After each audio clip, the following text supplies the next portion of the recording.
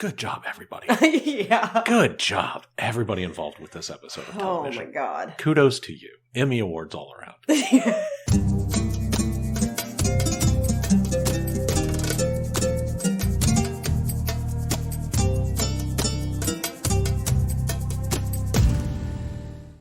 Greetings, listeners, domestic, international, and nomadic carnival folk. I'm Dave Reed. And I'm Kristen Riley. And this is the Rotating Cast Files, where we watch and discuss those television shows that were canceled too soon. Today, we have the unfortunate responsibility to be talking about Carnivale, Season 1, Episode 6, Pick a Number. It originally aired October 19th, 2003. It was written by the bastard Ronald D Moore and directed by Rodrigo Garcia. In case you haven't seen this episode, it's really heavy. It's definitely very good, but I'm gonna cry the whole time. So I already cried the whole time watching it. That's why we're saying this. That's why Ronald D Moore is a bastard. I am just already getting misty. All right. Previously on Carnivale, Babylon will be upon us soon. Well, if there wasn't nobody to come, we wouldn't be here. You don't know half as much as you pretend to. I know who you are, but do you know what that means? Yeah, I know Scudder. He killed Carl Buttridge. No blow-off. Daddy! Oh no. Fucking hell. I didn't even deliver oh no very well, because no, you didn't. I couldn't.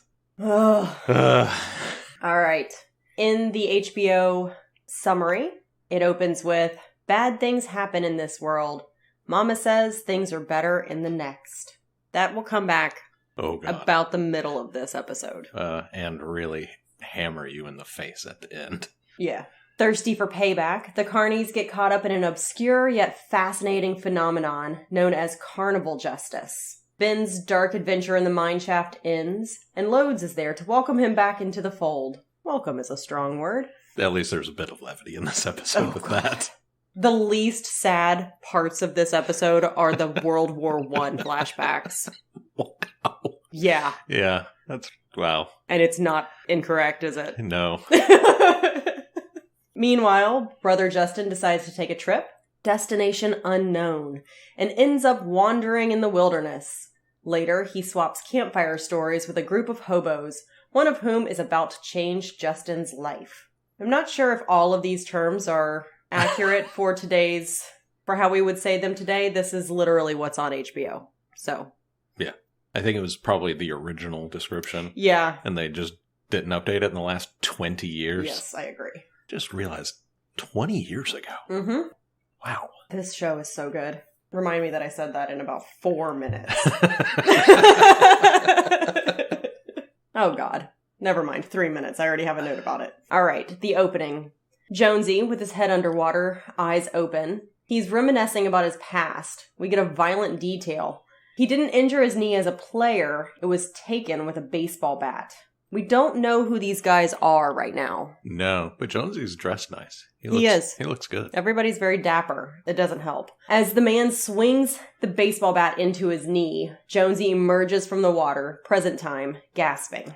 The carnival collects those that life has otherwise beaten or neglected. Nobody has a good entrance into arriving at Carnivale. No, not really. Not that this episode is really rough, but not that every day is terrible for them, usually, but nobody got here in a good way. Jonesy, done with his bath or water meditation, I'm trying so hard to be like, it's okay, everybody, peers into the nearest tent to see Stumpy laying watch over Dorme. 3 minutes in, and the grief is getting to me. I was crying already. Yeah. As Jonesy leaves them, Gecko comes around the corner. Apparently, word hasn't spread around the entire carnival yet, because Gecko is upset that the carnival is being shut down. And he's like, but we have 2 more shows. How am I going to make any money if I can't do my last 2 shows? And that's when he gets the news. He's upset. Oh, yeah. We see Rita Sue rushing through the carnival looking for Libby because we realize we haven't seen Libby in a long time. This is terrifying. Yes. Lila runs over to Rita Sue. She's just heard. And when she realizes that Rita Sue is looking for Libby, she says, "Oh God," and runs off to find her also. Yeah.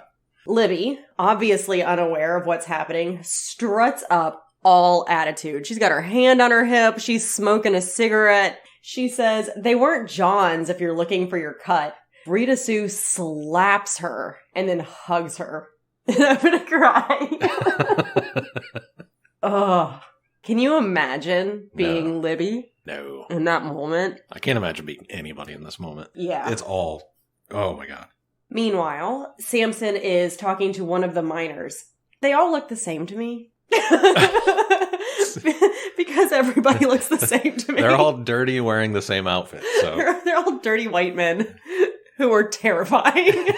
I'm afraid of all of them. So they are basically the same person. But this guy is like the stand-in mayor. I guess. He says he's got 500 men. How is he supposed to find the man who killed their whore? And Samson tells him he doesn't actually care who this guy picks. It could be you for all I care. But there has to be someone by morning. This miner is uninterested in the justice. Oh my God. He doesn't care even a little bit. As Samson walks away, Jonesy asks how it went.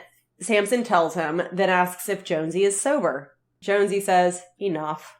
Samson orders a head count after the midway clears to make sure no one else is missing. Jonesy reveals he knows about management and tells Samson that he's fine taking orders, just be straight with them, which I thought was really a good dialogue, because it's not that Jonesy doesn't understand he is not in charge. Right. It's that he just doesn't want to be lied to. Yeah. Jonesy is done with the charade that Yes. management is not Samson. And I really like it. He's like, I will just tell me that what you want. Yeah. Be straight with me, and I'll do it. It's Dutch. Right. I'm trying to bring the levity at any point that I can. Oh my gosh. Samson, upset that Jonesy entered the trailer, warns that he could have been killed. This is interesting since we know little to nothing about management beyond him being an entity we cannot see who tells Samson things, we assume. Although we get the feeling management is something, it's unclear which of Samson's orders are from management versus from Samson himself, if it matters. But it probably doesn't for most things up until this point where Ben arrived. Also, Jonesy's been in the trailer and has seen that there is nobody in there. Right. So there is no management. So all of the orders are coming from Samson. Yes. My point is, up until very recently, it wouldn't have really mattered. Right. Now that they're just following this trail for the new guy. Yeah. And I'm not even sure that Jonesy knows that the trail is for the new guy. He assumes. He said stuff in other... He has said He's things. blaming Ben's right. Ben's arrival. Everything's different now that you're here. Yeah. So he's put that together. Yeah, so he probably knows. Yeah. He doesn't know the why behind the why on the face. Yeah, you're 'cause here he's and not- now we have to do stuff. Yeah, he's not been part of the Scudder No. conversations. He hasn't. Ben and Loads are still MIA, so they don't know what's going on. Back in California, Brother Justin is praying. He's reciting Genesis 22, the offering of Isaac. I looked it up. It's a horrifying story. Isaac is spared in the end, but not Justin's children. So if you're unfamiliar with the offering of Isaac, like I was, basically God is talking to Abraham, Isaac's dad, and God says, yo, murder your son. Take him out here to this mountain. And then just like slaughter him and shit. And so Abraham says, all right, and lies to his son on the way out to the mountain. Isaac's like, yo, Dad, we got the other stuff that we needed, but where's the lamb? And Abraham's like, God will provide. God said to Abe, you better kill me a son. Abe said, man, you must be putting me on. God said no. Abe said what? God said, you can do what you want to, but... Next time you see me coming, you better run. Out on Highway 61. It's a Bob Dylan song. Oh, well, that's not the end of the story. Actually, Abraham is going to murder Isaac, but then God or angels said, no. Nah, you don't have to do that. Just kidding. We just wanted to see if you would do it. JK LOL. Yes.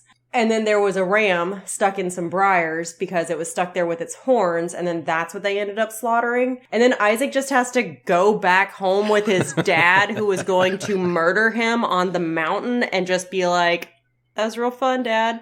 Hey, God said to. My fucking word. What is this?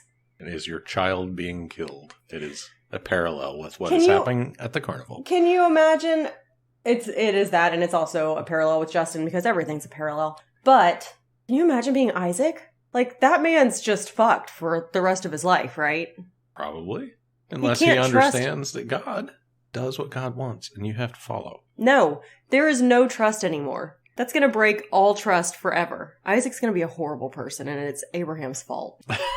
I think Isaac needs to be a little bit more understanding.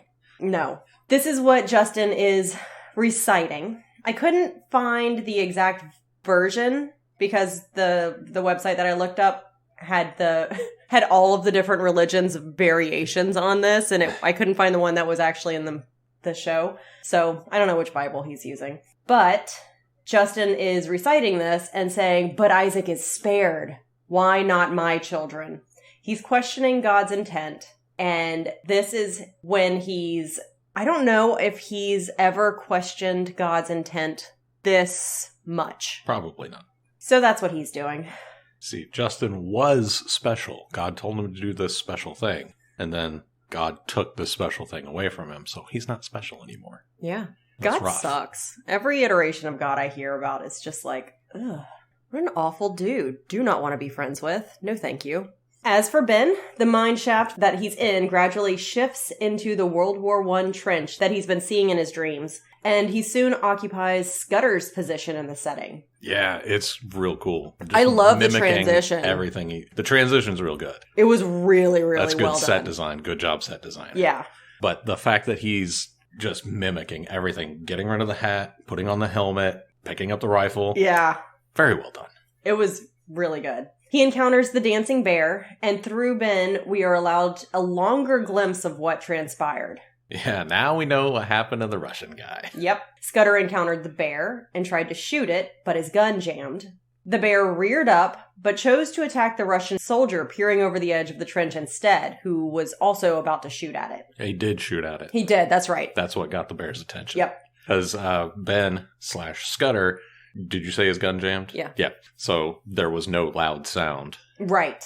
And then... I mean, but everything's loud. Very true. But very loud, very close. Yes.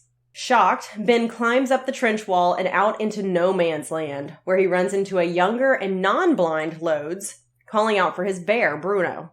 A shell explodes nearby, and Ben is thrown back into reality and into the arms of the current-day Lodes, or really at the feet of, who had been waiting for Ben to emerge from the mine. Says you're awake.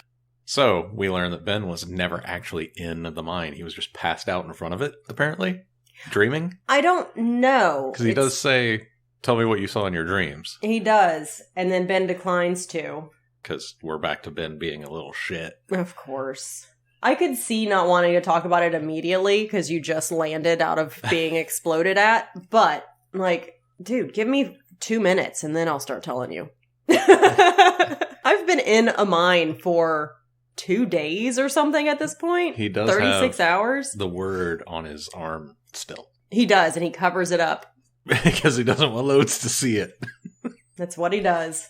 Back at the carnival, while her friends and family are preparing her body for the funeral, Libby is telling Sophie stories. She never wanted a sister, just big, strapping brothers who played football and joined the army.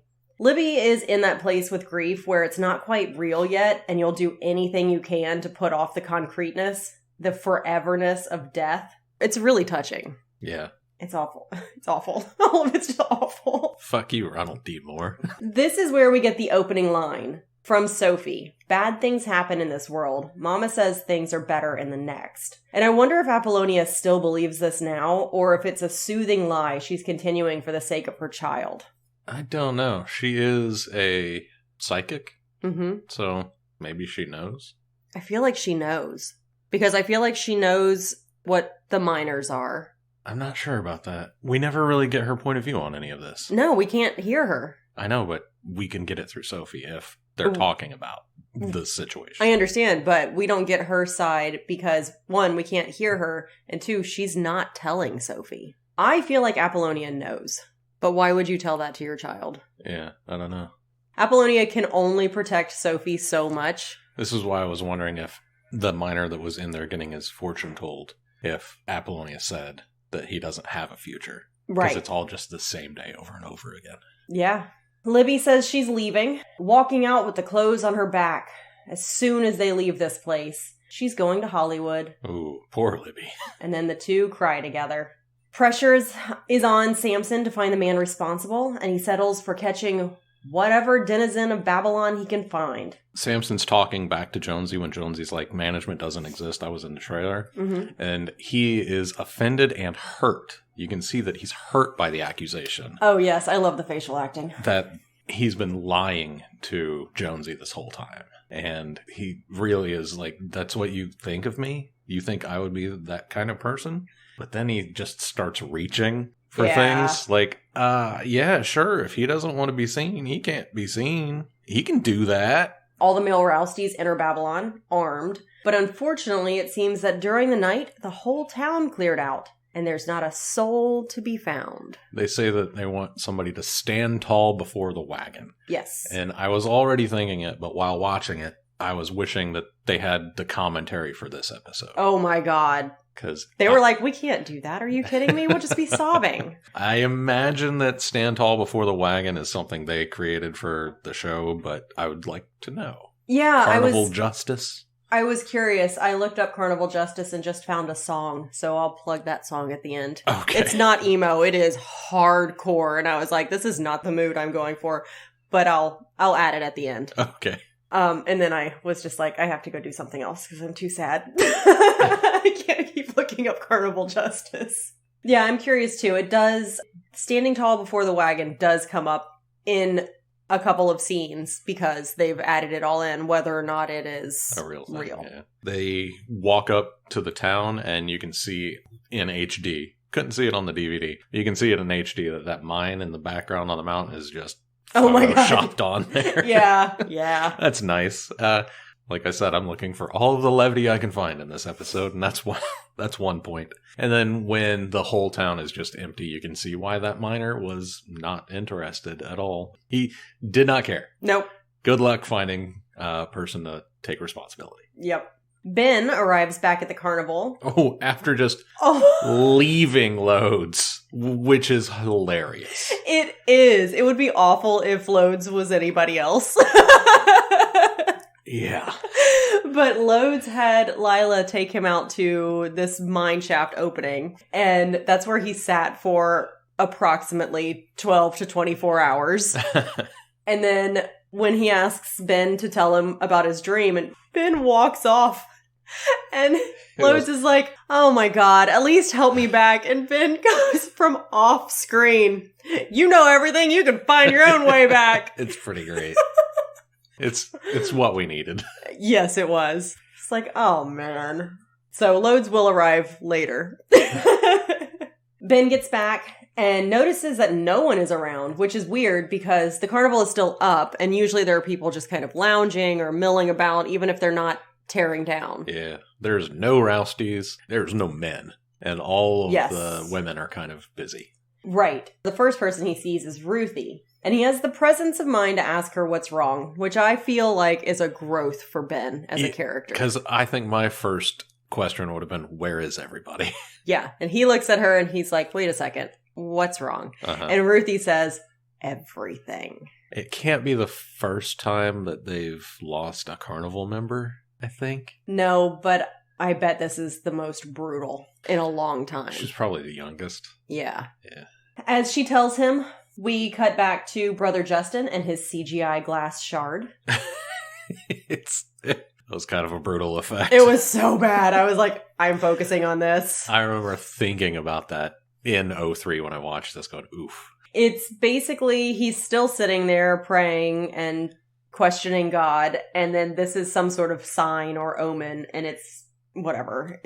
Well, he's talking about when Jesus went into the wilderness. Yeah, I forgot to listen to what he was praying about at this point because I was still devastated by Ruthie. Yeah, it's the story of when Jesus went into the wilderness. So when he sees the slow motion stick falling, he sees that as a sign that he should go into the wilderness and follow in the footsteps of Jesus. Great.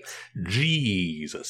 So he does. Jesus. Justin is going on a journey. Back in town, the Rousties split up to find literally anyone. They are trying to find a being. Samson heads to the bar. It's empty. It's not cleaned up. It's just empty. Stumpy goes to the theater. Also empty. Jonesy bursts out of the general store and kicks a chair. With his bad leg. And is just yelling. Jonesy, still believing that management doesn't exist, or knowing management doesn't exist, or never seeing management, whatever's happening with management, blames Samson for Dora Mae's death and the whole affair. Oh, and Samson's not having that shit. No, and Samson says, you can drink yourself blind and you can call me a liar, but this little girl's death is not on me. Yeah, and he's right. Sort of. Right. He's not all the way right. Coming here was definitely a reason Dora Mae died, but he's not responsible for other people's actions. I agree. And he did say no blow off. Yeah. So there's some responsibility to spread around, but in the end, it's whoever did it. Yes, of course. At some point, they just realize they're not going to find anybody. And what does Stumpy say? He says, I just want to bury my little girl. And he walks off. He drops his gun at Samson's feet and walks back to the carnival. Back before they left the carnival to find somebody, Rita Sue was like giving him a gun and saying, you're going to find somebody to pay for this. And you could see the trepidation on Stumpy's face. And it's not because he doesn't want justice for his girl. You can just see that Stumpy's not a killer. Yes. And that's all it is. Yeah. He wants this to happen, but he doesn't want to be a part of it. Yeah. He doesn't want to be responsible for meting out the justice. Yeah. It's, oh God. Oh, everybody acts so well in this episode. Mm-hmm. Good job, everybody. Yeah. Good job, everybody involved with this episode of television. Oh my God. Kudos to you. Emmy Awards all around. Oh my God. So when Stumpy walks off, the rest of the Rousties follow because obviously Stumpy they're like, well, we're never going to find anybody here. And Stumpy is heading back. It's time. The one guy tries to say, Stumpy, somebody's got to pay for it. And he's just, no. That guy, I was like, shut up. Yeah. Shut up, you. You're leaving. Everybody's going through it right now. That guy. That guy is one of the Rousties who keeps showing up. And I'm like, oh, it's that guy. Yeah, there's like 3 Rousties that are in most of the episodes. Uh-huh. Back in California, Iris goes to check on Justin again. Oh, because she went to check on him at one point and he yelled at her and wasn't going back. Obviously, he's been grieving in this ministry/orphanage that's burned down. And she goes back to check on him. We don't know how many days it's been that he's been grieving here. She finds his Bible and she's like, oh shit. And then she finds his torn collar on the ground. So he has ripped off the symbol of brotherhood. Yes. He is gone. She rushes back to their house. As she gets to his door, she hesitates because she knows he's not going to be in there. But she hesitates and she opens it and just stands there. We don't see in his room, but we know he's not there. Although, we see him in a little bit. Well, we see him in just a minute. And he's not carrying anything, so he didn't, pack up his room either. No, he just went off into the wilderness just like Jesus. He just walked off in his suit. Jesus gets off. Jesus. See? Justin gets off a bus near some citrus groves and mountains and walks down the side of the road. I don't know why this is a bus stop. I don't know why this is where he stopped. This is not wilderness, and this is not near a town, and this doesn't seem like a reasonable place to stop. Well, if it's not near town, then it is wilderness. No. Wilderness is... Sure. Orange Groves is wilderness. No, it isn't. No. But we just see him walking along the side of the road. Back in Babylon, 3 guys watch Ben dig Dora Mae's grave. I'm assuming that they're taking turns. Yes. They must be. It would be wild if it's just guys watching Ben. But in this shot, that's what it looks like. It looks like 3 guys watching Ben dig a grave. The only thing said, I think, in this whole scene is Ben asks, is that deep enough? And Jonesy just gives him a look and he just turns back around and keeps digging. Jonesy tells Samson the grave is ready and they have a discussion about moving on in trust. Jonesy says he's leaving. He's going to Tucson, where the Daly brothers should be coming through soon. Tulsa. Whatever. Then everyone gets dressed in their best for the funeral, and it's heartbreaking. Yes, the pallbearers are all in their finest, and Gabe is in his strongman outfit. I know. It was really nice. Yeah. And sweet. I'm not going to talk about the funeral, so if you have anything that you want to say. Okay. Couple things about the funeral that I want to touch on. Pretending to cry is very hard. Okay. It is one of the hardest acting things a person can do. Just ask Nick Stahl. Oh my god. He's not very good at it. Don't ask me, because I'm crying right now. Well, you're not acting. No. Oh my god. But before they all walk away, everybody drops something into the grave. Does Sophie drop the dress into the grave? She does. That's what I thought. And that's such an interesting choice. I thought the same thing. What is that about? I'm not sure yet. Yeah. I've been thinking about it, and I'm not sure. I don't know if it was the prettiest thing that she owns. Uh-huh. I don't know if it was because of the style of Dorme's death. She's decided to change her approach. Yeah, like she's not going to be doing that anymore, but to leave that with Dorme makes that kind of, if that's the reason for it, that's kind of oof. I don't think it's a negative statement about Dorme. Is that what you're getting at? No, not a negative statement about Dorme, just like a weird choice to make. Yeah. This is a thing that was going to get me killed, so I'm going to leave it with you instead. Yeah, that could be a read. I think it's probably the prettiest thing that she has. Let's go with that. Let's go with a generous read. No matter what Apollonia thinks of it. Right. And I can't tell you why, but for some reason, the thing that got me the most was Samson dropping his card, Samson the Magnificent, in there. That hit me. That hit me right in the throat, where you get your lump. Yep. That got me, and when he said, this is from management, and it was a really nice, expensive pocket watch. So, wow. I don't know what to think about that. Yeah. I was trying to read the title of the book that Gabriel put in there. Tim and Trip? I have a feeling it was like his favorite. Uh-huh. But it was, Samson's card. I don't know why, but that one really got me. Ugh, rough. Immediately after Dorme's funeral, Jonesy spots the Babylon bartender leaving town again, and the Carnies bring him in to face carnival justice. It's an elaborate ritual where the accused must pick a number, which turns out to be the number of times Samson will fire a 6-chamber revolver with 1 bullet in it. The ritual is essentially Russian roulette. If you're alive at the end, you're allowed to go free. This bartender, I mean, whatever we think of the bartender. Oh, creepy man. You're by far the creepiest creep that ever creeped. But you certainly know how to own and run a bar. And for that, you will always be my friend. All I could think of is he's tromping up this hill. He's just tromping up the hill that he always walks up. Uh-huh. And then when he gets to the top, he's like, shit. Because the Rousties have come around in their cars. Yeah. He can't go anywhere. He knows he's got... Before they go in there, Ben is just sitting, hanging out. And I like the fact that Loads walks up and he can just smell Ben. He knows Ben's smell. That's pretty fantastic. I know you're there, boy.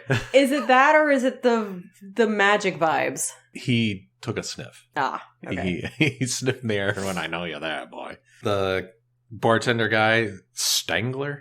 Yeah. I think his name is. Some of the weird shit he says is, no, there's lots of souls in Babylon. They're still there. I liked this part because it was a really interesting way of giving exposition and background. So when they're inside the tent, which is where they're meting out this justice, Samson is taking his time bantering with the bartender and getting a little bit off track. And Rita Sue says, get on with it. Yeah, but he's getting off track because the bartender's statements are bringing him off track. Because they're interesting. Yes. So it's not like he was just killing time. No, I know. But I also understand Rita Sue's stance on this. Yeah, but he says there's lots of souls in Babylon. Yep. He says, please take me over the hill before you do this. That's all I'm asking you. Right, and Samson says, why? What's over the hill? Nothing. So if I die here, I stay here just like the rest of them. Yep. Ooh, creepy as hell. He also essentially admits to the crime, and he says that it's not like she was a good girl, so if anybody was going to be taken, it's probably best that it was her. Right. And Stumpy punches him in the face. Yeah. Stumpy loses the I'm not a killer bit for a second. Stumpy would have ripped him to shreds. Yeah. And I was like, yeah. fuck this guy. Yes. And I don't know that he had a hand in it directly. Yeah, However, Stumpy says he confessed to it, but I didn't catch that. I didn't hear him confess to it. he says he doesn't confess to being the one who did it, but he confesses to, that this town definitely took her on purpose. Right. And he says he'll try to look out for her as best he can. Yeah. Uh-huh. And I was like, well, you're about to get a real good position to do that.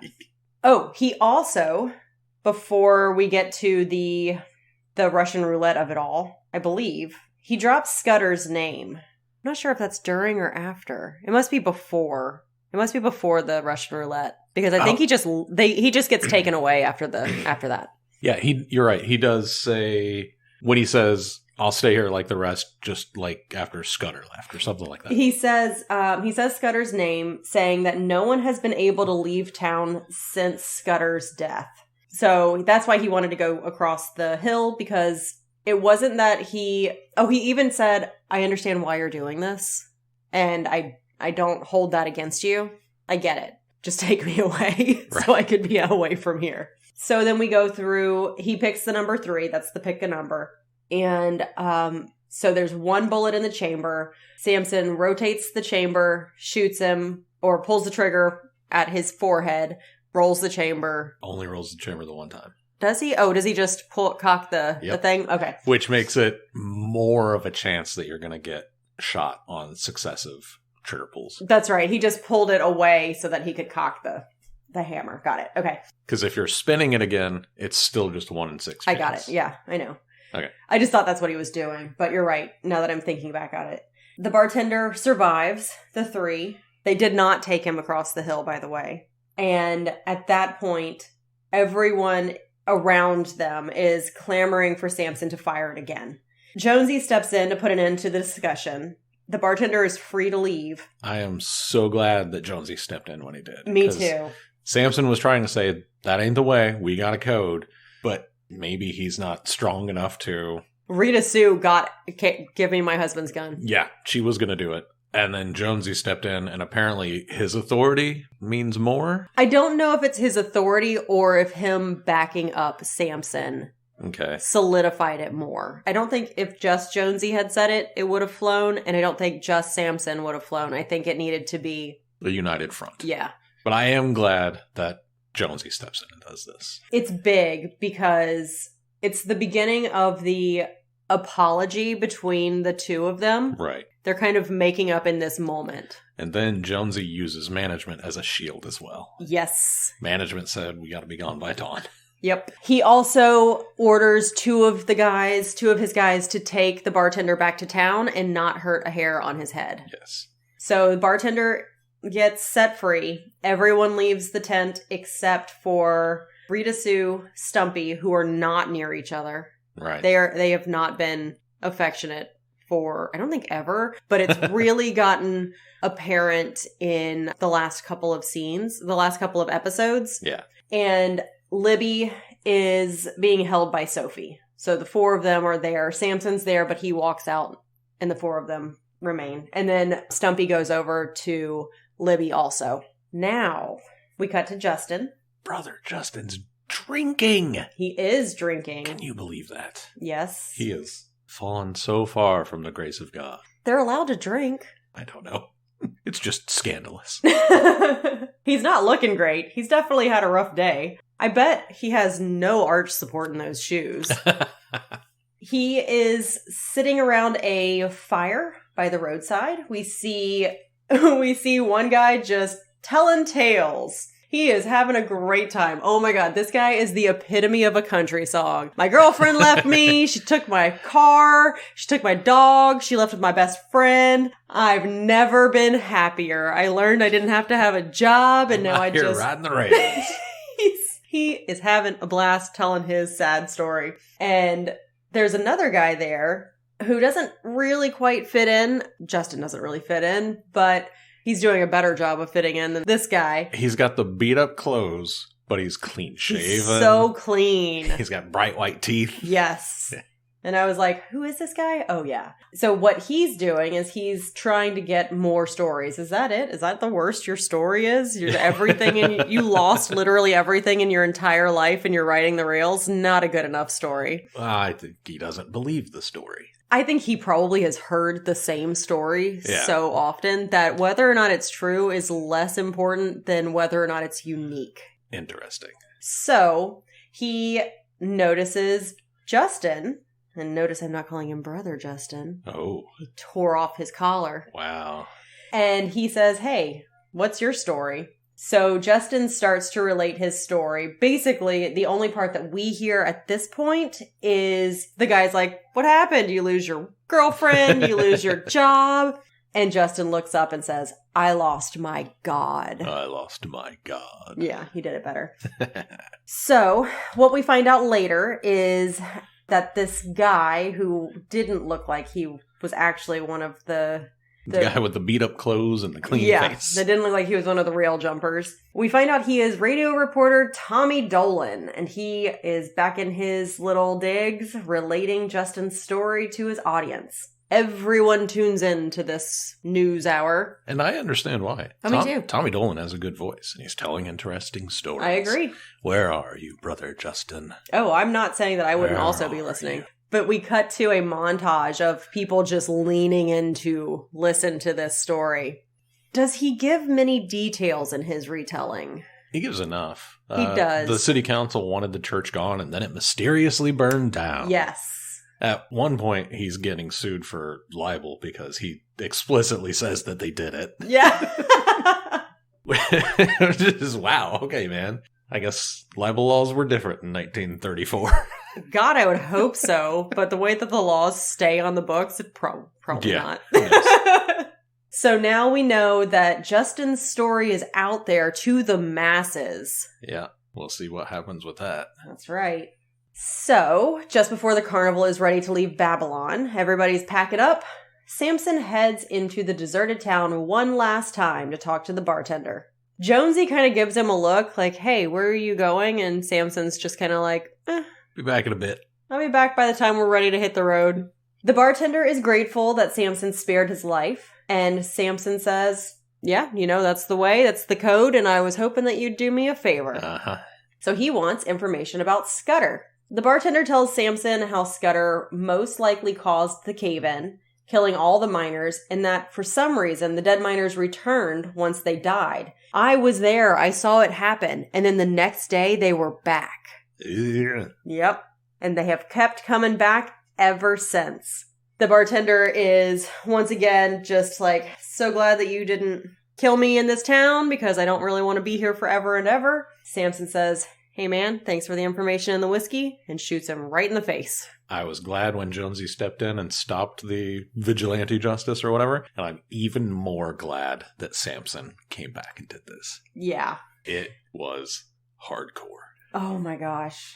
So, from the AV Club, I pulled a little bit about this scene from Emily St. James. Samson seems rather resolute as he walks away, as if he's accomplished a final bit of nastiness. Because he does. He looks satisfied. And then he sees the naked spectral image of Dora Mae in the window of one of the buildings. We see his look of horror. We cut in closer, see her look of pleading desperation, and then the hand of one of the men of Babylon swoops in around her and she's dragged back into the darkness. Samson shudders and looks like he's about to sob. Yeah, the look he has on his face is horror. Oh. But there's not really much he can do. He lives in a world with all of these supernatural elements, yet he commands none of them. All he can do is walk away. Lots of shows say that their universes contain hell or hell-like dimensions or what have you, but few make hell feel as palpable as that one image does. This is the worst fate that any character has ever suffered in fiction. It's so awful. And that's the end. Well, my last note was, fucking hell. Fucking hell, Kristen. What kind of song can we listen to? Because I don't want to feel these feelings anymore. Oh my god. The only song that came to mind was My Chemical Romance, I'm Not Okay, I Promise.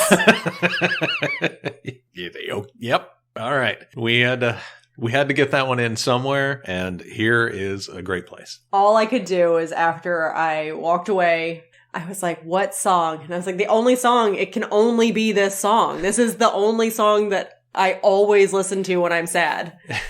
There's other songs I also listen to, but this is the only song I always listen to.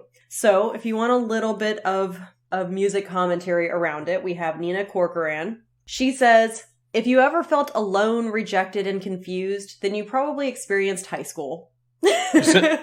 Which is fair. You also probably liked the music video for I'm Not Okay, I Promise. Gerard Way had grand visions and even more determination for My Chemical Romance. And 3 Cheers for Sweet Revenge was just the second step in achieving his dreams. I'm Not Okay, I Promise catered to a range of insecurities and struggles, the most basic of which is what today's self-care obsessed culture would sell as, it's okay to not feel okay, but it's so much better than that. Is it? Yes. When paired with chunky power chords, Way's theatrical singing style, and a music video MTV couldn't shake, the song threw emo into the mainstream and into every hot topic in America. It's true. It's kind of like this Tommy guy's story of Brother Justin throwing him into every home across America. Brother Justin in every hot topic in every mall. That's right. I'd buy that t-shirt.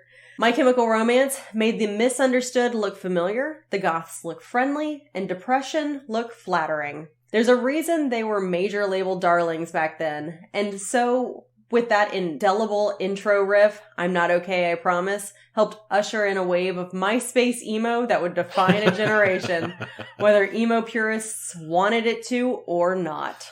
MySpace emo. Yep, I love it. Hilarious. Because remember back in MySpace, you could set your song? Oh, yeah. I created a MySpace music page just to upload songs that I wanted for my regular MySpace page that weren't available on MySpace.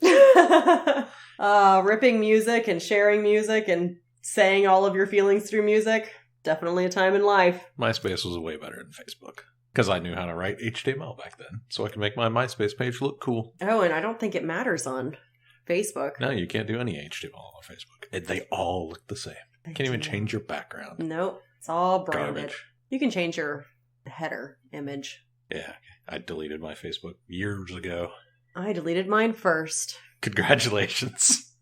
The Rotating Cast Files is produced by Kristen Riley and Dave Reed, edited by Dave Reed. Thanks for being here, and if you enjoyed the episode, please rate, review, and subscribe. Please go to Apple Podcasts and give us 5 stars. Tell us that we are fighting the righteous battle in podcasting good and evil.